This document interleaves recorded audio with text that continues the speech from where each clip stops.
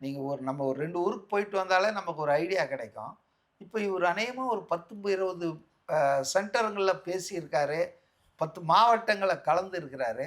ஒரு cross section அவருக்கு தெரியுது இல்லைங்களா?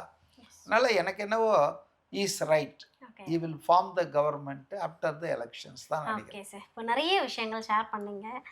இப்போ டிவிக்கு தலைவர் வந்து விஜய் அவர்கள் ஸ்டேஜ் ஏறுனோனே வந்து, இது வந்து கடைசி பிரச்சாரம். நான் தமிழகத்தையே ஆட்சி செய்வேன் அப்படின்ற அளவுக்கு இருக்கிறது கான்ஃபிடென்ட்டா இல்ல ஓவர் கான்ஃபிடென்ட்டான்ற ஒரு கேள்வி வரும்ல.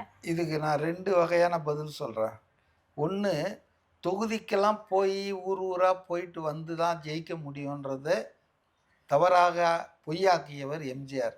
எம்ஜிஆர் ஒரு சட்டமன்ற தேர்தல்ல இந்தியாவிலேயே இல்ல. ஓகே. ஹி வாஸ் இல் மருத்துவமனையில அவர் வந்து நியூயார்க் புருக்லின் மருத்துவமனையில இருந்துட்டாரு.